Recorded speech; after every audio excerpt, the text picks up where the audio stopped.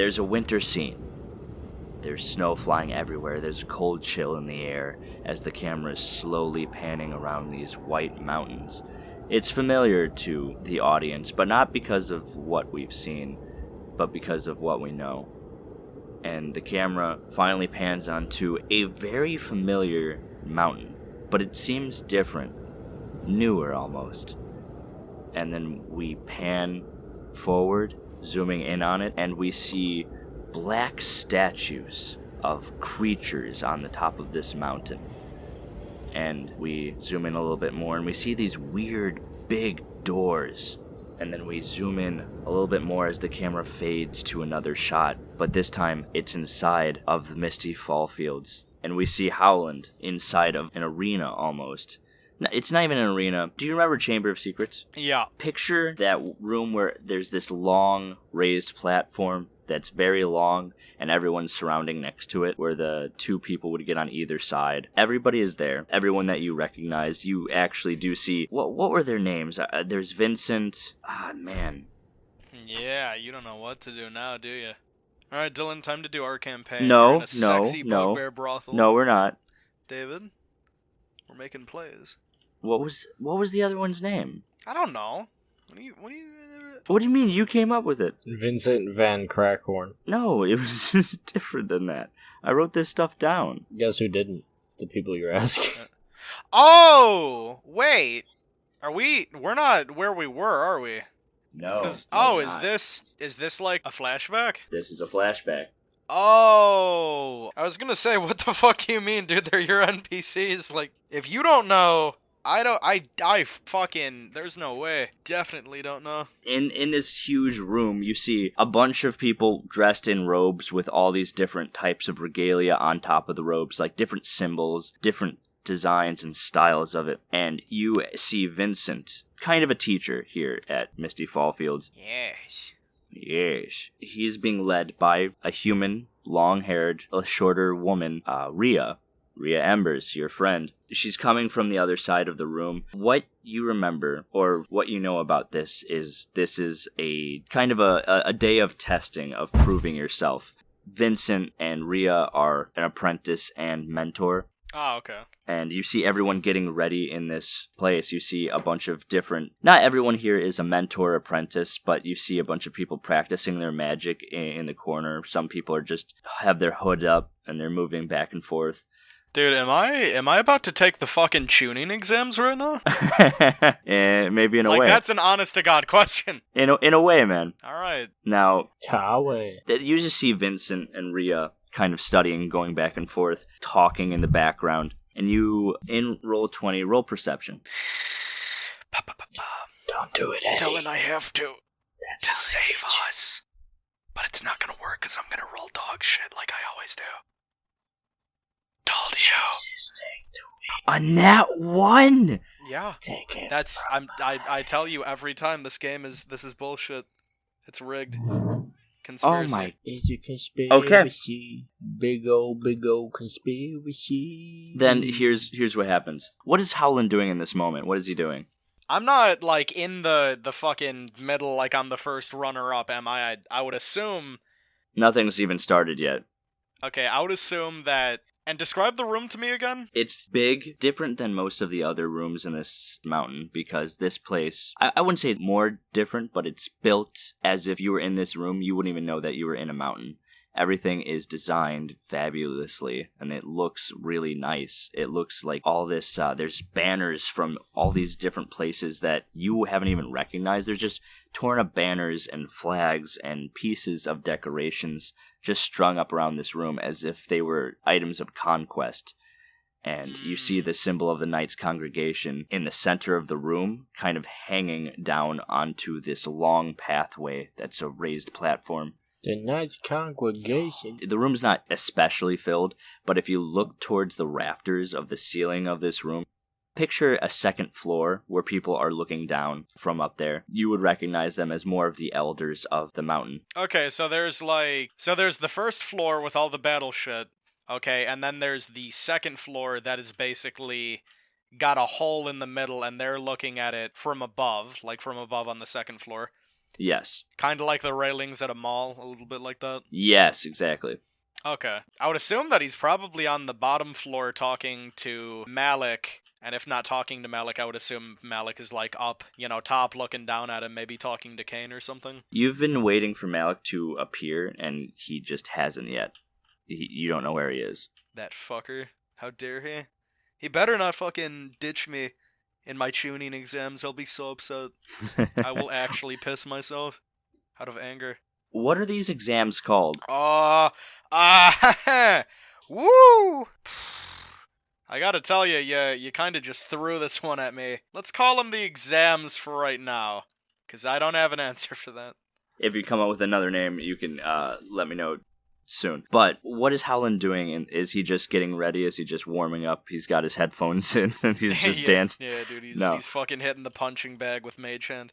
I would imagine that Howland is essentially by himself down there, meditating almost. Like he's concentrating. He's probably levitating in the air a little bit. Like, he's got an aura around him. Like he's probably in deep concentration, trying to get ready for this, because he doesn't want to look like a bitch during these exams. On the nat 1. You are startled awake by, you hear, Howland, as someone grasps onto both of your shoulders. Fuck, I know exactly where this is going, yeah. Then you turn around and you see your friend, I'm not even sure if he's your friend, but his name is Kane. He's got these black dreads, and he's got this smile on his face. If you look at his vest, he's just got a roll of daggers, like, all the way down. Like, if he lost 2 daggers, that's fine. He's got 8 more. Fuck yeah, he does. Are you ready? I certainly hope so. Do you know what you're going to do to, impress the judges? No, I do not know. As you say that, he looks at you with a weird, his smile drops and he goes, but we've had weeks, months to prepare. I'm surprised you would not know. I look at him and I'm just like, do I look like a guy with a plan? Most of the time, Howland, you do. You're not wrong about that. Yeah, no, I shit the bed on this one, I'm not gonna lie to you. He says, don't you worry, man. I'm sure you're gonna bring up something out of nowhere and dazzle everybody. Oh, I'm gonna show him the way, me brother. Can you stop making fun of this accent? No! You asked him to be... I know, and it's everything that I wanted it to be. God, Kane is fucking awesome. I would probably ask him what he's doing. Yeah, what's the deal? What are you doing out here? He takes his hand and he wraps it around his daggers and he says, I think I should do the best things I can. The things I can do the best, eh? And he also holds out a bottle with skull and crossbones on it and he says, I got plenty of these. I think I can dazzle them with my poisons. But of course. But I got a trick or two up my sleeve. You never know what old Kane is going to be up to. I mean, unless you explicitly tell me before you do it. Howlin, that won't be happening today. Yeah, but what about this? And I do the magic finger trick. God damn it, every time. Listen, I'm telling you, it gets them. They don't know. They don't know what's going on. He laughs and he says, well, you and that mage hand of yours... Yeah. They'll be expecting that one. You got to pull something out of nowhere to impress these boys. Yeah. And, audience, if you didn't know, this is David's cue to use, other magic than fucking Mage Hand. Just throwing it out there, letting you know. Or it might be an origin of another spell that you can use. Ah! Kane walks away, and he walks over to, a corner and he's just practicing with his daggers. Is there anything that you want to do as Howland? Because everyone's here. Everybody, you see this half-orc with a giant hammer and she's got a cart in the corner with a bunch of weapons on it. People are coming up and talking to her. Hell yeah. Trading in weapons, talking to her, trying to see what they can do. You remember that half-orc's name is Lizzie. I take a deep breath and I skittle up to her and I'm like, Lizzie, what's going on? Would you say that Lizzie and Howland are on good terms? Yeah, I think they're good. Okay. You skittle up and you say, Lizzie, and she turns around with her hammer and she puts it down on the ground, making a big thud, and she says, Howland. She puts out her fist for a bump. I bump it. I bump the shit out of it with Mage Hand, and it's great. Care to add a weapon to your pile of things that aren't magic? Got a dagger? She pulls something out of her shoulder, patch on her shoulder. She pulls out a dagger. I use this to pick my teeth, but I guess you could use it. Jesus Christ. Okay, you know, Liz, yeah, I get the whole half-orc thing, but I gotta tell you, like, as your friend, I feel like that's unnecessary. Just gotta tell you that. It's a joke, Howland, and she stabs it into the cart, and she says, "It's yours if you want it." Yeah, I'll take that. You grab it, and you can see that it has this curved, like almost a passing river, the way the blade is designed. It's not straight, it's narrow, and it goes like a passing river. Is the blade quite thin? It's very thin. Excellent. Howland, to be honest, I got money on you, so can you please put on a good show? Trust me, I got money on me too. How much money would you say they have?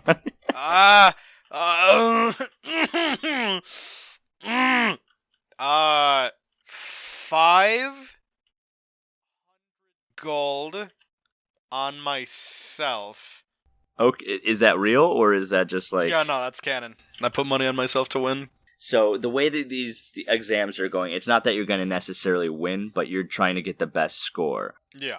So after she hands you the blade, someone else comes up to her and she's talking, trying to get some help with their weapons, trying to fix them. The last thing she says is, "Do you know where Malik is? I haven't seen him all day." You know what? I haven't seen him either. I have no fucking idea where he could possibly be. And as you say that, the arena kind of goes quiet as people look towards the elders on the second floor, and they stand up and they push their hands out together like they're forming, like they're pushing towards the same space, and multicolors of aura shrine around their hands, and the words in cursive pop up, "Rhea Embers." Oof. And you see Rhea. She looks to you with a start. Can you roll perception? With a what? With a start. She looks at you like she's surprised. Oh, when she gets called? Please, God. I'll see you later. She just points at you and smiles, and she goes up. And I point back and I'm like, yeah. She gets on one end of the long platform, and on the other side of it, the elders stick out their hands again, and they form this big aura around as it shines down and glimmers on the other end of the platform. And this essence of it's a weird, ambiguous, abstract thing that is sitting there, and all of a sudden it transforms into a troll. And everyone starts laughing. And you see Rhea, she kind of like shrugs her shoulders and grabs at her neck. She's sweating a little bit. Yeah, just like, I don't know. She looks nervous. But the reason you think this is because it's supposed to be your biggest fear. And you see a troll. The elders stop, and they put their hands back, and then without even a word being said, almost as if the winds are saying it themselves, it says, "Go." And Rhea runs to the center of it and tries doing a flip, and she pulls out her hands, and she has this wand. She doesn't like using wands. You remember she clearly did not want to use this wand, and Vincent probably was the one to talk her into it. Yeah, because wands are easier to conduit magic. They make it easier for you to make the things happen. She wanted to do her hands. She wanted her hands to be her weapons. She wanted her hands to be her magic. And as she's running towards the troll, she puts out her hands into this bright blue aura as it tries to do this dart, and she pushes it into the troll's face. She pulls it back. Right before it goes through, she pulls out the bolt with her wand again, and she tries to cast another spell, but the troll jumps on her. She just barely misses as she limbos under it to get away from it, and the wand falls out of her hands. What's Howland's reaction to this? I'm just up there like, ooh. Entertaining, but fuck at the same time. She reaches out for her wand as the troll bashes the wand into the dust, and everyone in the round, you hear Vincent go, "Come on!" And she does another cartwheel out of the way, and she puts out her hands towards the beast. The troll knocks her away, and then pushes her almost off the platform, and everyone freaks out, because if you get pushed off the platform, you lose. You're not winning. Ooh, so she just got kind of fucked on. And as she's about to fall, she casts Levitate. But she tries to, but it's not good enough. She's not good at levitate. She doesn't have the conduit. She doesn't have her wand. And as she's falling, she tries to cast levitate, and instead it pushes her back onto the platform, but it kind of fucks up as she's levitating back up, and she falls to the ground with a thud and knocks her head. She looks kind of dazed. And then the camera is in her point of view as the troll is coming towards her, bashing into the ground, kind of digging into it. And she puts up her hands, and they start glowing this bright blue. And this giant spike bolt forms in her hand as it stretches almost in the speed of light and goes right through the troll's center of his chest. Her hand stretched out like the speed of light through the troll's chest, and then back as the troll falls to his knees. And in her hand, you see a beating heart. Yeah, it did. So she just pulled a scorpion on him? A little bit. Hell yeah. And she stands up, clearly out of breath, but she looks towards the elders, and she tosses the heart at them. And as she tosses the heart at them, the heart disappears.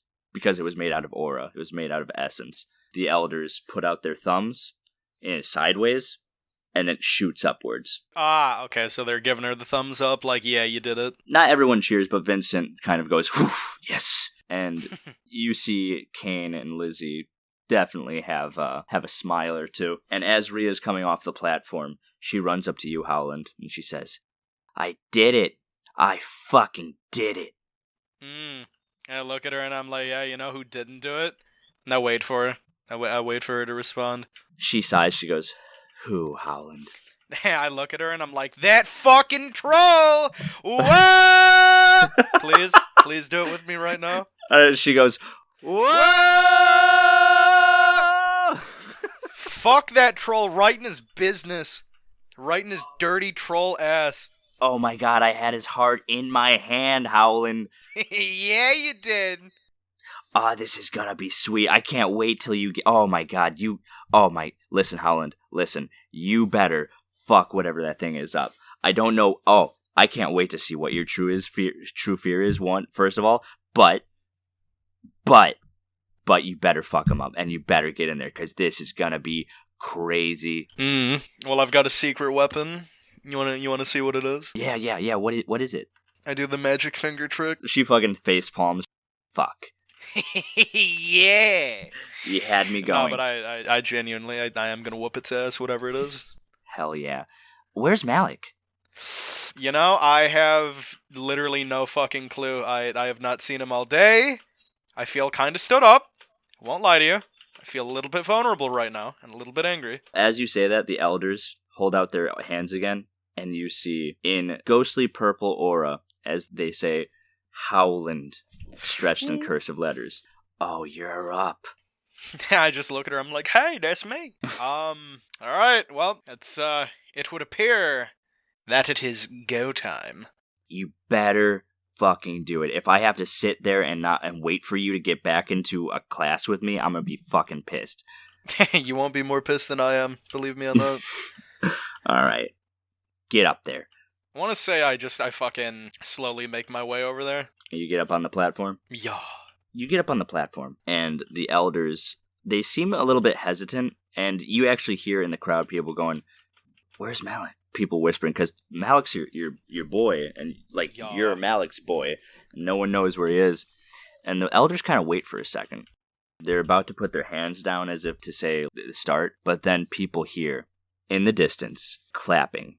Heat or cold, I'll take them both, 'cause ice can freeze and flames can roast, my hands can turn yours to goo, if you had power, wouldn't you?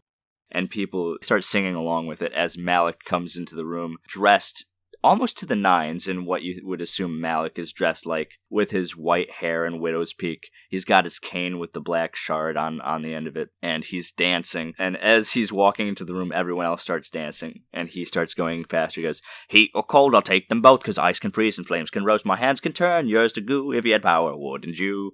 And everyone's laughing and dancing as he comes back around the platform, and he steps up right behind you, Howland, on the platform, and he says, I'm sorry I was late, Howland. I put my arms out, I'm like, ain't shit, blood, you good? And I go to, like, fucking smack his hand. I'm like, yeah.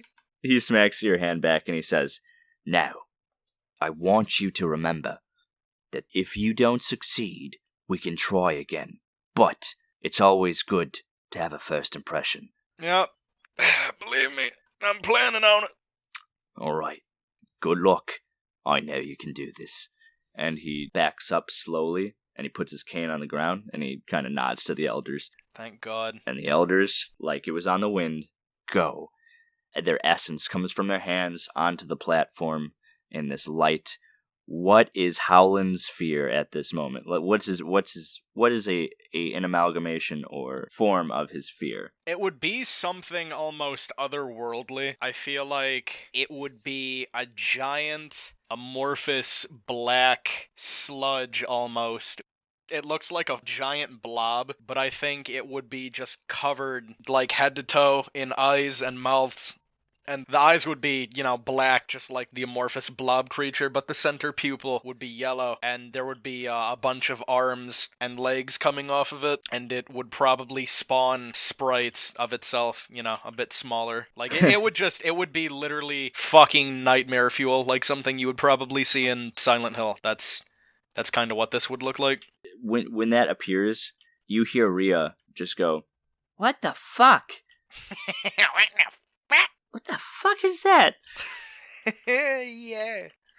It's a good question. This isn't going to be a full combat thing, but I want to know, what is Howland's first move? I'm going to try to punch right through it with Mage Hand. Alright, roll a d20. Please, God, don't make me look like a bitch right now, for the love of God. Okay, that's better than I was expecting. 13 plus your Arcana, which I think is intelligent. Plus 3. Okay, so it's a 16. Yeah. You fucking punch it with your mage hand. There's a cheer from the crowd as it happens. It sounds like Howland's kind of a fan favorite in the crowd. Damn right. The second that fucking mage hand gets hit in the fucking gut of this, whatever this fucking thing is, it gets pushed back down the platform, and Howland steps under the Knights Congregation symbol. And this abstract sprite being with all these eyes dart towards you, and it heads towards you. It kind of hovers in front of Howland, and it tries to isolate you into itself. It tries sucking you in. Can you roll a wisdom saving throw? D20. D20. Thank you. Oh. Thank you. Nat 20. That was a nat 20. Holy fuck. Okay, can I describe what happens then in that? Yes, you can, and since I'm playing a little bit loosey-goosey here, I'll give you a free action of what you want to do. Go ahead. Alright, fuck yeah.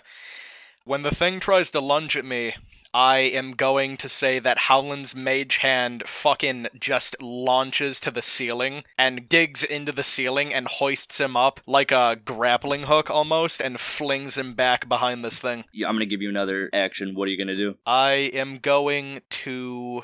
Let's see here. I am going to inhale really, really, really hard, and I am going to just blow a huge cloud of poison spray out of my mouth, blow it at this thing, and see if that has any effect on it, because it seems like the mage hand didn't work. Well, on a nat 20, you do this poison spray, and it kind of blows it back a little bit as a couple eyes kind of shut on it as you are blowing this away, and it starts shrinking a little bit. It gets to the edge of the platform, and it starts going towards you faster, and the abstract form it's taking looks like it's trying to take the form of a knife as it starts darting towards you. Again, roll a dexterity saving throw. Oh, God. Ah! Another nat 20! Yes! Thank you, God! I knew you were maybe there! Oh, God! Yes! You describe how you get out of the way. This is going to be your final move on this thing. What do you do? Alright, and do I get another free action because this is a nat 20? Yes. Can I use Mage Hand in 2 hands? Or is it only 1 hand specifically? It's 1 hand. So it's dodging at me, right? Yes. Can I go to slide under it, and as I slide underneath this knife, I want to push up on it with Mage Hand and almost deflect it, like as I'm going under it, like some Matrix shit. Yeah. And when I come back on the other side, I'm gonna do my final move on it, and I just look at it, and I'm standing up, and I look him right in his fucking eyeballs, and I'm like, I've been working on a new move. You don't look like you're too interested, but I'm gonna show you anyway. And I point my fucking hand at him like a gun, 2 fingers in front pointing, the thumb is cocked back, and out of my fucking fingers, out of my 2 pointer fingers, when I make this gun thing at it, just a very concentrated stream of acid shoots at this thing when I cock my thumb down. Picture the camera has the gun pointed at the thing, but we can see Howland's face as he does this. And I don't know why, but the ghostly wail from Danny Phantom sounds like the sound effect I would hear here, as the abstract being is just steaming away and is left with nothing on the ground, as part of the platform is also streaming with acid. And on a nat 20, everybody is stunned. Even Rhea is got her mouth open agape, and the elders are looking down. But if you look at Malik, he's got this biggest shit-eating grin on his face. Yeah! It's funny, I was thinking in my head, I didn't say it, but I was like, dude, if I fuck this up and I get bitched out in this moment, I swear to God, I'm gonna be so fucking upset. And, I don't know. I don't even know. There are no words. There could not have been a moment where I would have wanted, where my luck could have came in clutch, or the randomness of this machine, I guess, that we're using here, this program. That was quite literally everything that needed to fucking happen. Oh my lord. And in that stunning silence, everyone just starts clapping. And then you hear fucking Lizzie go, "That's what I'm fucking talking about." And you hear Kane just whistling, and he says, "Oh, that a boy." That's the fucking boy right there.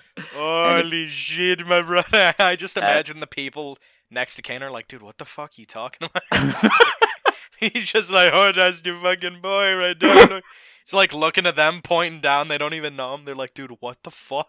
The crowd dies down after they look up at the elders, and they're not even waiting. Picture Howland's looking at the crowd. He's not even looking at the elders. And the crowd dies down after cheering, and as Howland turns around to face the elders, he just sees a big thumbs up from all of them. Fuck yeah. Everyone's cheering. What's Howland's reaction? What does he do? When everybody's cheering, I imagine that Howland is watching this blob thing melt away, and I just imagine he cocks back his arm again, doing the gun thing with his hand, and I imagine, not even with his hand, just one finger, I imagine he spells out in the air over this thing's smoldering body, "Our eternity writhes in darkness," in giant glowing magic letters, and he calmly walks away. Malik smiles. He walks up to Howland, he puts his cane down on the ground, looks into Howland's eyes, and he says, "I always knew that you would be so great." Oh, I'm not gonna cry. I'm not gonna cry. Thank you so much. He grabs onto your shoulder and he says, "Now there's more to learn from here." Oh, God, yes. And then Rhea walks up next to you, Howland, and she says, "You were fucking fantastic." Yeah, and you know who wasn't? Who? Well, I mean, the enemy. That a fucking blob monster wasn't! Whoa! Fuck him! Get fucking told! Motherfucker! And the camera fades as Rhea and Howland are making those noises, and the camera is slowly zooming out of the mountain and of that platform. And then we cut from the mountain to, again, another mountain, but greener and filled with trees. Not a mountain, but another mountain. How dare him? This is when Rib, Femur, Armhead, Jimbo, Glute are all in the forest now. They got their packs on. They're heading towards Hauser's Row. It was a bugbear capital. Scrape told you all about this. Do you have Scrape attached to your back, or is someone else carrying him? I'll carry him. And you're walking through the forest, and you have Lilac with you. And it's actually been a few months now on this journey. Then why are they so far? Because he's trying to take you to where Hauser's Row is. Yeah, but I figured it'd be closer. It's not. I'm annoyed. I'm bitching at Scrape. You're the one who said you wanted to go to Hauser's Row. You didn't say how far it was, and you're not carrying me exactly, so... You're the one who dismantled my ankles here. And he points down to the ankles that you sliced last time. Look, man, things happen. If you would have just been cool, hung out with me, this could have been avoided. Well, we've been hanging out for about 2 months now. Yeah, and I figured you'd be over it. I can't walk! They're gonna heal, man. Don't worry. I tried to fix them. The camera pans down to bad bandages all over his feet. I just imagine it's literally duct tape and lead. It's gonna work. What magic person do I have to talk to just fix that? I don't think Rib has ever talked to any magic people in the past. David, I must have to fix this guy's heels. Like, here's what I'm telling you. His legs are fucked. No, I'm gonna fix them. That's the whole point of this episode now. Thank you. Just give him robot feet, dude. And they Get can somebody to probably, make 'em there's robot probably feet. at least one magic bugbear in the bugbear capital. Possibly. Can you roll perception for me? And that's on a D4 show. Okay. Come on! That's You not rolled- even cool, dude. You rolled a D4 1, rolled a D20 2. Oh, beautiful. Lilac just got really fat. What? Come on, dude. The fuck is that? What food? You don't even know. That's the peculiar thing. She just got fat for some reason. No. Make her run around a tree. She's a direwolf, don't get me wrong. She's fucking people up, left, right, and center. But Scrape has gave you a map to traverse through these mountains in order to get to Hauser's Row. You have been following it for days. I mean, well, for at least a month now. All of you are talking as Armhead is coming up and she says, "Are you sure about this, Rib? We've been going for a month now straight." I poke Scrape. Scrape, you wouldn't lie to me, would you?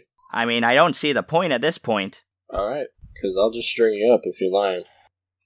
I mean, I figured as much. I mean, look at me. Yeah, I figured it wasn't needed, but they doubt you. We're gonna keep going, guys.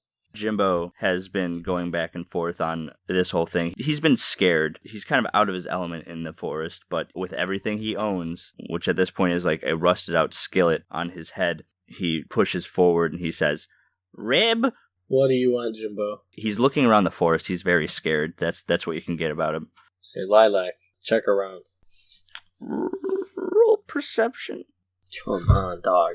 Okay, the best I can give you on this is that as you're walking, it's daytime right now. It's in the middle of a forest, and you can see everything, but you see in front of you a long like wall of trees, and if you look past them, it is so dark in that forest. I avoid that? You all stop in front of the wall of trees, and Scrape says, "So, in order to get through this, we have to go through it, not around it. I know it looks intimidating, but I assure you this is the fastest route to Hauser's Row." David, I gotta ask you a question. Why do you gotta pull this Finding Nemo shit right now? Why you gotta do this? I don't know what you're talking about. Am I a joke to you, David? Is this campaign a joke? Is Rib a joke to you? I want to investigate any immediate dangers. You want to investigate if the forest is dangerous, or roll for investigation. Fuck. 18.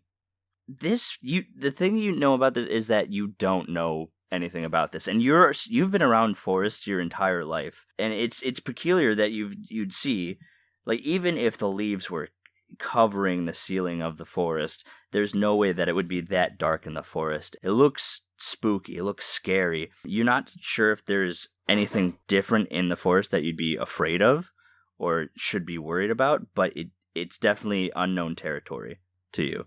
So we walk in. As you're walking in, immediately darkness falls. And Any torches? do you? I could safely say that you'd be carrying torches with you. Like everything you guys have owned, everything is on your backs because you are basically traveling to Hauser's Row, this bugbear capital. Even Jimbo has a backpack on his back. He's carrying all of the food, all of the meat, all of the skins, all of the mushrooms. He's just heading with you. As you're walking in, roll for perception. +3? No. That's under wisdom +1. Okay, so a 14. Immediately, you feel different. You feel like there's something wrong with this forest. This forest seems alive and sickly. I want to investigate the health of the trees. Okay. So 16 on those. Everything in a forest is alive. Everything, from the animals to the plants to everything. But this tree seems super alive, if that means anything. Like, that sounds dumb, but that... Like alive, but like even more than that. It feels and it seems like it can sense you. And you can only understand that because you smell something different about this tree. It's got something about it. What kind of smell is it? Something that you would get from, like, a predator marking its territory. Like piss. Yeah, maybe. But not exactly piss. I Lilac, I need you to smell this. A lilac comes over and smells it. Track it. Ooh. Lilac goes into the front and starts heading off deeper into the forest. You're wearing the belt right now. You're wearing Scrape's belt. Is that true? Yeah. Did you ever ask Scrape more about it, or...? No. That doesn't seem like a right thing to do.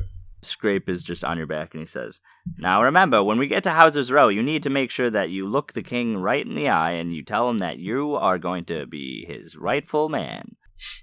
Why would I do that? Just gain their trust to make sure that you're not a threat to them. Okay, sure. I mean, look at me. I'm a clear indication that you aren't a threat, right? Right, you're good. We're friends. You're gonna say we're friends, right? Of course. No. Like, you're gonna say we're friends, right? Of course, that's what I said. I'm starting to get mad. Fuck this attitude you've had, Scrape. Well, I'm sorry that you are basically kidnapping me and you fucked my ankles pretty hard. You wanted to fight. I didn't want to fight because someone would have had to die. I wanted to go out on my feet, and you decided to keep me alive for a small reason of what, pride? No, we wanted to come here, and now we're here, and you don't have to stay with me, probably. As you say that, Armhead, Glute, and especially Jimbo kind of shuffle their feet as you hear this weird noise kind of rotate around you through the forest as if something is encircling you. And nice. Lilac barks. Nice, Lilac. Nice. Only when I know did you know. I want to investigate what they are. Roll for it. That's an unnatural 20. Okay. You can see through the forest, through the trees. You see this weird figure, and it's much darker than anything around in the forest, especially when you hold your torch up to it. You think that it's just a shadow, but you keep holding your torch up to it, and the shadow's not disappearing as you come closer, and you see this weird black blur, this huge figure, 10 feet by 5 feet. Come on! You literally only give me things that are bigger than me. Don't you have something against giants? Yeah, fuck those guys. Anyway, it is sitting in between the trees looking down on you. It looks like this huge... It looks like a big shadow, this blur, this black shroud almost.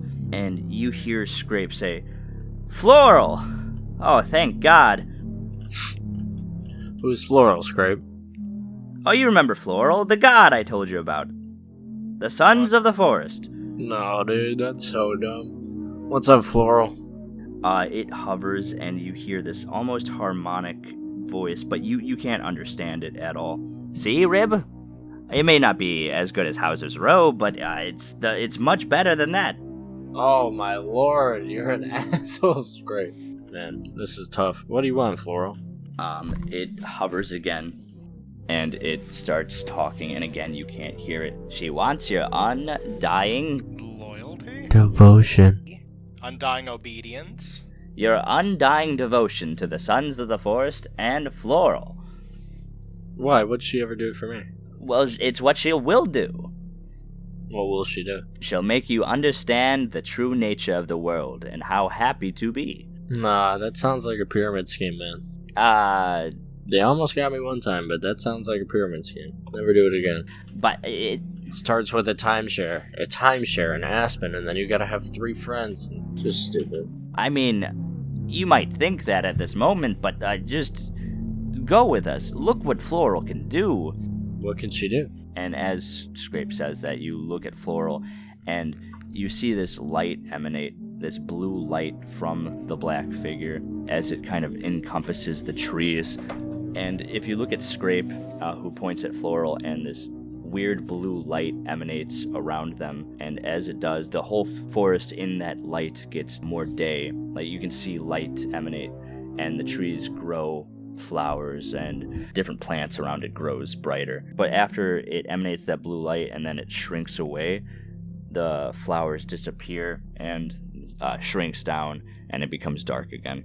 Why didn't you leave it like that? It hovers and again makes that weird noise. It just showing you what she can do. Well, why wouldn't you do the good thing and leave it like that? Another noise appears, and then Scrape says, No, Floral, I got this. It's okay.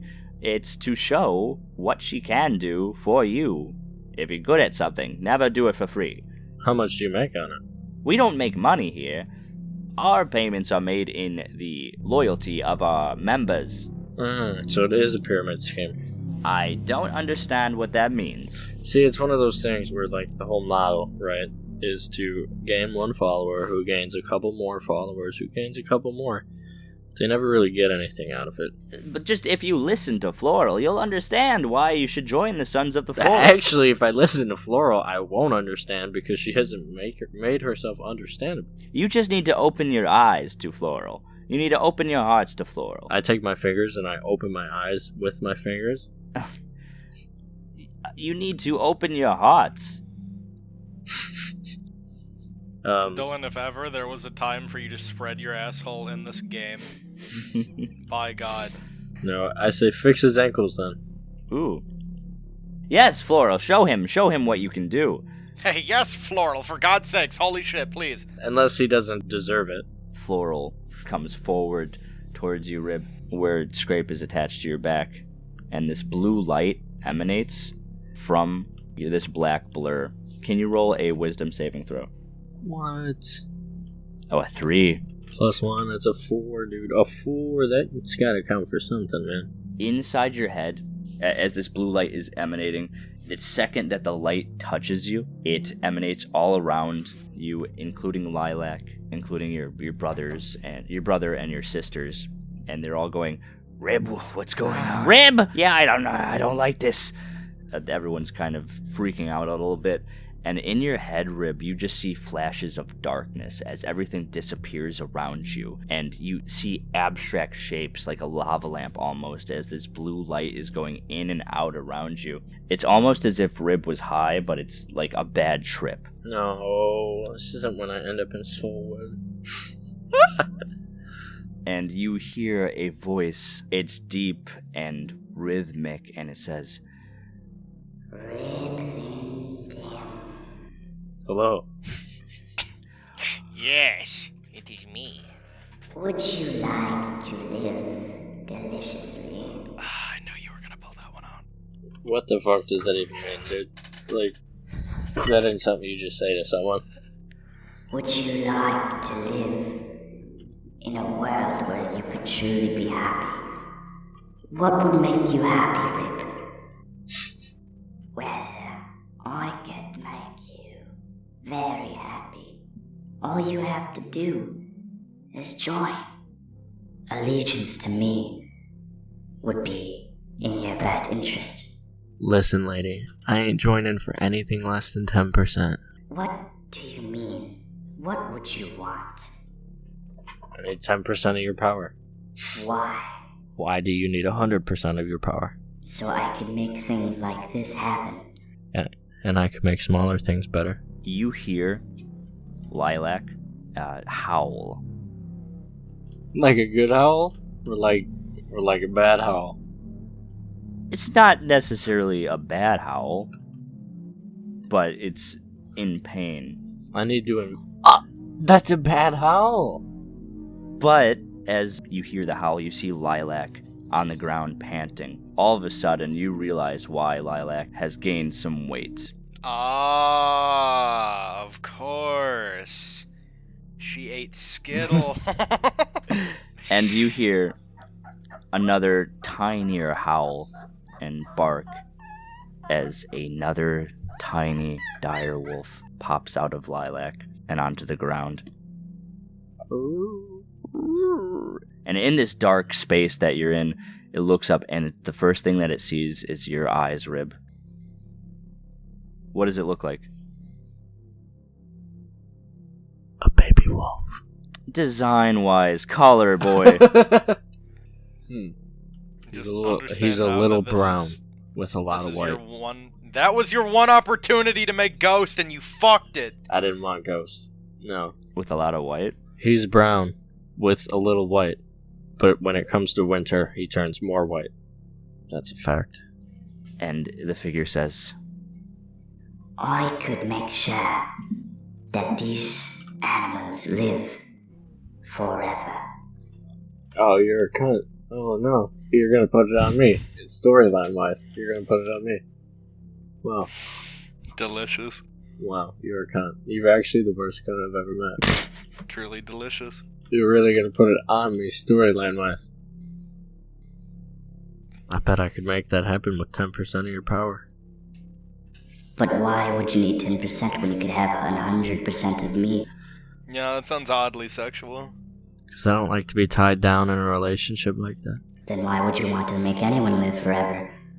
Because those dogs matter more than anyone. Then, what is your answer? You haven't answered my question. I can't give you my power. Come on. Tell me it just doesn't work like that? What kind of power you got where it doesn't work like that? My power is unbounding and limitless. And if I gave you 10%, that would mean your power would be unbounding and limitless. Try me. I don't know why I pictured Rib like from Iron Man 2 when Iron Man's like, yeah, let's do this. Ugh! Come on, you just slip me a little bit of that power. I go away, this is all good, I spread the word of you. It's alright. So, if I give you some power, you will be in my favor forever? Yeah. Do you have any friends? I have many friends. Actual equal friends? You mean beings like me? Yeah. Doesn't answer. Oh, you don't like to keep risky relationships? Maybe one or two. But I have goals beyond their comprehension. And what's that? Join me and find out. Give me power and I will. Out of game. Give me the power. I can't give Rib limitless power. David, you can because storyline-wise, It makes When did sense. Rib have unbounding limitless power? Not yet, but when I got knocked out at Soulwood, I forgot. Because it wouldn't make sense for me to remember that if my memory reverted. But I remembered my dog because he was before this. What if this thing was like, okay, yeah, I'll give you some of my power, and it put, you know how Sasuke, David, and Dylan Don, just shut up. Let me lawyer you here. This is what happens. Make it so if I eat a griffin, I get No. the power.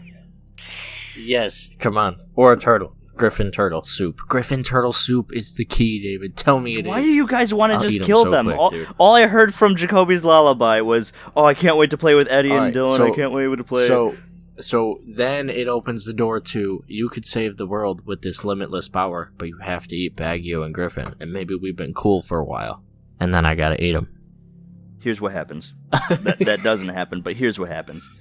Floral makes a ball of light appear. Again, everything around you is just pure pitch blackness. Pure pitch blackness. And a bright blue light appears in the center of the darkness. And there's a table. And on the table is a plate. And on the table is a mushroom. Mushrooms.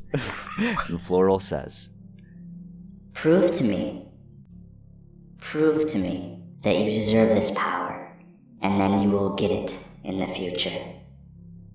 Prove it to me. What is this, like a vision quest? Yes. she's lying. I just imagine, like, because this is you, I just imagine she's like, oh yeah, you want my power? proven. She spreads her ass. Prove it. Would you prove it, Dylan? Would you prove it right I'd there prove that it all over you her face. needed that power in her voluptuous I could prove it. ass? I could prove it all night long. You could do Just- it. Yeah, I was gonna say, you better have fucking Jimbo back there like, you can do it. Has to be done. I take the mushroom and I spin it on my finger like a basketball, only to flick it with my finger into my mouth.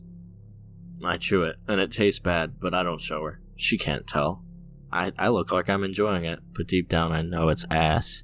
But as you're eating this mushroom, the tinier direwolf is walking towards you, and he's just kind of making his way, and he pulls on your pants sleeve. He's wagging his tail and he roughs up at you. What do you do? I grab him, and I love him, and I say, this shall be Schmebbles for all time. It's gonna take a lot to take me away from you. And all of a sudden, the walls start melting Oh, this is too good. as voices around you start chanting. Oh no. The being of Floral says to you, In time, you will prove your worth. as that happens, the camera is getting darker and darker as it's panning away from Rib, and we see Rib and the direwolf walking through the darker forest as all of the trees seem to converge on his spot as he's walking into the forest, and it looks like to Rib that the trees are after him, that things are happening. He doesn't know what's going on. He doesn't know where glute, armhead, femur is. He doesn't even know where scrape is. Lilac, where'd she go? All he knows is he's got this direwolf in his hands as he heads off into the forest, running from these trees as they start trying to attack him. And then the camera cuts.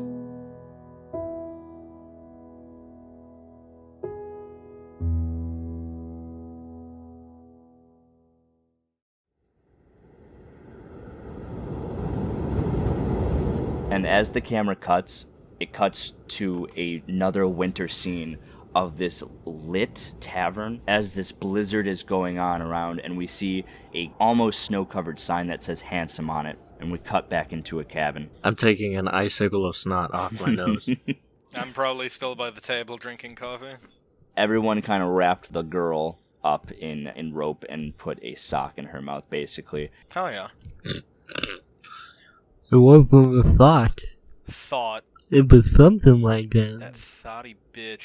The last thing that you heard was her talking about the long-eared king and how he was here, and there was a roar. The long-eared king? Yeah, the long-eared king. Sounds like a rabbit. Is it a rabbit king? Oh, right. Wasn't this a tense Yeah. moment? It was a really tense moment. We were about to die because of rabbits. You Yeah. heard roars. You heard a roar that caused the bunny to disappear, the one that you tamed earlier. And Yeah. in this room is the human girl, probably in her 20s. You see a sun elf and a dark elf, and then you also see another bugbear. You haven't really known any of their names or talked to them about it. This is at the moment after she just said that shit about the long-eared king, about how he's coming here and he's gonna make everyone die, basically. And he's gonna skeet. Wait, why was she tied up again? Because she's crazy? Yeah, because she was freaking the fuck out, and they're giving crazy revelations that nobody wanted to hear. And there's probably a threat around us. Can I investigate that? Yeah. Like, even if it, if I gotta go outside. Ooh! I got it, dog. Tell me what the fuck is going on. It was a 19 plus 3. Yeah, sure. David, it's actually +2, but I lied when I couldn't find my sheet. You piece of shit. It wouldn't have changed. It wouldn't have mattered. If it would have mattered, All right, fine. I appreciate you telling me. Thank you. In the future, let's... On that high of a roll, on 21, you can just hear and you can sense. You don't walk outside, but you look through the window that you busted open earlier, and you can see just these yellow eyes in the distance, all surrounded in the darkness of this blizzard happening. These yellow eyes that are piercing through the snow and the darkness as it's looking towards this tavern. And you recognize them as these bunny beasts that you saw earlier. What if they were chuds? We probably need to untie her. She may need to fight. As I walk out the door, and I take my 2 belts, and I hold one in each hand, and I say, do you know who the fuck you're messing with? I am the 2-time That one place, champion. The Bison's tongue. The 2-time Bison's Tongue champion. That sounds dirty. Sounds like I'm in porn. Hold on. One's the belt of power, the one's the belt of strength. I got strength and power, damn it. And propane on the side. Are you rolling intimidation? Yeah, a booga booga boo. Roll intimidation plus what? Are you proficient in it? So that's a 17. They're fucking nervous at least. Yeah, no, they're fucking they kind of back up a little bit as you shout out there, but you hear inside the tavern, you see, "Hey, get away from the windows! We don't want the bunnies coming in here." I give one of those classic rib howls. Can you? That's what it's You like. sound like an old man with his hernia popping. I felt like I sounded like Adam Sandler. Yeah. Making an ugly scream. That's fair. Like the water boy running at someone. You see the bugbear come up behind you, and he's much smaller than you are. Come on, man. We don't want to get you can be all crazy if you want, but at least come back inside or close the door. Either way. Alright, we'll go inside. I think I scared him. Walk inside, close the door. See the Push the 911. Woman in chair. What's your name?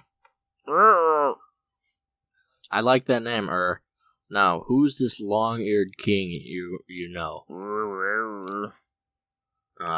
Not a talker, eh? Get that gag out of her mouth. No, don't. Why would they? No, don't take that gag out of her There's mouth. giant fucking rabbits, and she's talking about a rabbit king. Why wouldn't we take her serious now? This is the clear flow of events here. There's a reason I'm doing this. Do you really want me to take? Okay. We can always put it back in. They take the gag out of the mouth, and she spits it out, and she says, "Yes." Yeah. I ask her very seriously. I get down. I come close to her face, and I say, "Ma'am, I have one question to start. Are you tripping sack right now? What does that mean? Is she high as balls?" She says, "No. I've just been awoken by the long-eared king." Like he woke you up from a nap? Yes. Everyone's sleeping here. They don't realize that. They'll be awake soon. So you tell me you're woke. Gag this bitch. Alright, so giant rabbit, long-eared king, where's he at? He's here. He's here. He's here. Howland, can you make anything out of this? I imagine Howland is just sitting at the table, and it just Tears for Fears, Everybody Wants to Rule the World is just playing so loud in his head. He's just just thinking of that, and he's just like, "Oh, what? What's going on? What is that?" And he looks over. What's going on with these rabbits, man? Let's see if I can deduce anything from this crazy bitch. I walk over, and I snap my fingers in front of her face, and I'm like, "Hey, what you know about these rabbits out here?" They're his loyal followers. I kind of figured. So are you about to turn into a rabbit? I kind of figured that. If only it would happen. Okay, do you know where he's at? He's under us. Oh He's my God. here. Okay, but specifically, do you So know? wait, he's in a cave below the house? You hear the bugbear say, "She's been talking like that all this time, ever since we came in the tavern. This Have dumb you checked bitch. below the tavern ever? The only thing below the tavern is the cellar, and we got our own business down there. The only thing is that there's these bunnies out here who's took over the entire town. We don't know where any long-eared king would go." So let's go talk to the fucking bunnies. Let's go beat their ass. Why are we cowering in here? We have something to figure out. Talk to the bunnies, they're gonna kill us. Talk to the We'll bunnies. kill them. You know how good rabbit tastes? I'm sorry. This ain't duck season, dumbass. I'm sorry, boys, but it's not rabbit season either. Can I just look at him and I'm like, "Listen, man, you missed one part of this. This isn't a question. This is more of a statement. We're going. Right now. But the problem is, we don't know where to go. We could talk to these bunnies outside, but they're gonna rip our fucking hides off. You haven't seen it. How many people are in this room? Oh, there was 4 of us, and 2 of you. And this girl. Well, I counted her. Oh, how many are there then? All together. 4, 6. And we can't kill one rabbit? I mean, you could kill 1 rabbit, but look how many bunnies are out there. Come on now. Come on. You gotta have more faith than that. What are your options right now? Sit in this cabin until we die? Or try to fight them while we have strength? It's better than being eaten alive.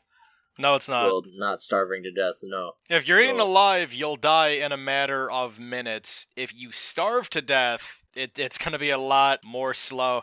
And not only that, but that's assuming that one of your buddies in here doesn't eat you alive first. Because I gotta tell you, you might be alright with starving to death right now in your head, but I'm willing to bet pretty good amount of money that you will die. Not by starving to death, but I can almost guarantee that somebody in this room will fucking eat you alive. It's all it's literally just do you want to do this now? You want to flip that coin, or do you want to wait about a week until everybody gets really hungry and they rip your fucking legs off? You actually see the Sun Elf getting a little bit more scared, and he says, well, the hang of... no, that's not a good one. Well, the thing about this... No, that's not even good either. I'm going to say... he just talks like this. Well, the thing about this is... Well, the thing about this is... I'm going to talk like Bo. That's a good one. Come on now. The thing about this is you kids didn't see what was out there. You didn't see those people getting dragged around into the tunnels to be done whatever they were going to be done to. You know what I'm saying? Can I roll, like, intimidation? Not that I myself am intimidating them, but the situation is intimidating. Okay. 13. Come on. Lucky number 13. Yeah, okay, what are you you're trying to, like... I'm trying to show them the logical conclusion that it's starve to death, be eaten to death in here, or go outside now while we have strength to actually try and have a chance. I'm going to say that doesn't exactly persuade him, but he says, you didn't see my friends being dragged by those bunnies and being torn to shreds. You didn't see that. So I understand why you'd want to go out there like this, but not me. Not me. Alright, can I make a second attempt here? I mean, in a way. 23. And you haven't seen fucking shark gods and portals to other dimensions. Everyone looks at you. Like, the camera looks back at the girl, and she kind of, like, cocks her eyebrows, like, what? Holland, back me up here, dog. What's going on? Holland, back me up here. Oh, Tears for Fears. Okay. I look at you and I look back at them and I'm like, okay, listen. I said they haven't seen shark gods and portals to other dimensions. Yeah, okay. We've seen things. Things you people wouldn't believe. We've seen entire pocket dimensions collapsing in on themselves. We have seen shark gods fighting. This man, well, he didn't see it, but he heard his own dog get killed. I saw him die the second time, though. Without him being able to do anything to stop it. We have been to a pink castle in the middle of the desert, and we got turned into animals. We have fought armor that didn't matter, and you know what? We're probably gonna see a lot more. But I can understand, you might be skeptical. Let's assess the situation. You are in an isolated, snowy town, alright? It's storming pretty fucking bad out there, not great. The odds of other people stumbling upon this cabin, finding you, is very likely. Very likely, kill me. Is very unlikely. Slim to none, I would say, personally. Secondly, even if somebody did find this cabin and find all of you sitting in here like little rats, like you are, what do you think the odds are that they would be a ranger bugbear with a gigantic crossbow that is essentially walking artillery, or a potent magic user? Do you think the people that find this, if they do somehow find this place, do you think they're going to be able to do anything to help you? Or do you think they might just be a bunch of scavengers? Maybe they're looking for food too. Maybe they just might come in here and see that you're all packed in here like sardines. And this is assuming, of course, that anybody does find you. I mean, let's say we leave right now. We go out there. We don't even decide to fight the rabbits. We just go. You have two options at that point. Sit in here, and you'll turn on each other like dogs. You'll probably cannibalize each other, and you will literally slaughter each other until hopefully one or two of you are left, and you can then sit here and eat your friends. Or, if you all decide not to eat each other, let's say one of those rabbits, it gets sick of waiting outside for the food. I don't think this wooden door could really stop one or two of them. What about if a whole pack decides to come in here? You think you're going to be able to stop them then? Do you really think? Now, what makes more sense to all of you? Sit in here. Wait. I've given you the alternatives. I didn't even have to say it. I think you all knew. Or, you come outside. You help the Bugbear Ranger and the Potent Magic User try to fight these things off. And not only that, but I just want to throw it out there, if you don't help us, you're pussies. And that's by law, so. That's big facts. Yeah. Big facts. So there. I'm not even going to make you roll since you said all that, and you said it very well, and also... I mean, it's the logical conclusion. Like, I mean, out of the game here, if they don't help us, like, they're fucked. Like, any way you slice it, if they did not help us right there, they're fucked. They would have to be completely stupid to not know that. If I'm going to understand or fight by you guys, I want to know your names. My name's Tom. Hiddleston. Are you actually saying your name is Tom? No, my name is Scott Fitzgerald. Smithgard. Be real. I was thinking about the writer. No, do my alias. Are you guys actually... Is that what you're saying? No. My name is Howland Rain, if you need to know, which apparently you do. So there. No, I'm Rib. Vindim. Slim Jim eating. Limousine flying. Kiss kiss hiding. Son of a sis. The Bugbear looks down. Well, maybe not all four of us here. I wouldn't trust that girl as much as you can throw her. I guess we're gonna have to try, or I will at least. Yeah. Good. Maybe. I wish that fella in the basement had a little bit more health to him. That way he could help us out. We gotta go talk to him. I was gonna say, like, I nudge him a little bit, and I not whisper, but I say it faintly in that Bugbear's ear. I'm like, just for the record, if you didn't choose to help us, we would have probably slaughtered all of you. So just throwing that out there. But yeah, made the right choice. Good on you. Woof. Yeah. You don't even ask about the boy in the basement. You're like, let's go. Well, I thought that's where we were going, to the basement. But like you didn't ask any questions. I mean, we're about to go see. We can ask him when we get in the basement. Okay. Okay, David. So the idea of power that me and Eddie have is like, if someone talks about something, we don't need to ask them. We need to go see it. That's just the immediate thought process. That's fair, I guess. This is what happens. The Bugbear pulls back the cellar door, and it falls down to its side. And if you're looking down, you can hear just like this heavy breathing coming from downstairs. We just found him out there. He's being attacked by the bunnies, and God, misters, I just want you to understand that this is one of the most peculiar sights I've ever seen. So if you don't want to mess with him, I completely understand. That's fine. Leave us. All right. We'll be up here when you get back. Yes, you will. Okay. All right. I examine this boy. I look at him closely. What am I seeing here? As you walk downstairs, you immediately notice that it's getting colder, and you can see your breath. Still wearing the liar's lock? Am I? Yeah. Yeah. Yes, he is. I would imagine so. Alright, just making sure. As you're walking down the stairs, you see that there's a lot of food, wrappers on the ground, and it's dirt. Like, there's wine down here. I want to make it known that these people are kind of retarded. Like, why are they keeping the injured dude in the fucking basement where he's probably freezing his fucking nuts off? I'm gonna drink the wine. As you walk down, you grab a wine bottle and you uncork it with your mouth and you start chugging it. As you're walking to this table, and you see this cloak, this tattered brown cloak over this figure on this slab, and as you're coming closer, Howland and Rib, You understand why they didn't want to mess with this guy upstairs. Huh. As the camera pans up from his feet all the way to the head, you see his head doesn't look like a human or a tiefling or any other race that you would think of in this world. Its head looks like a skull. It's a skull of a bison. Oh. Ooh, I walk up with my bells. And it turns to you.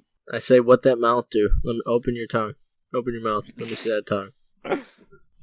And the head that was on its side, looking away from you two, it turns to you, both of you, and you can see that part of its skull, the skin is off of it, and then part of it is covered with the actual skin of the bison, and its mouth moves, and it says,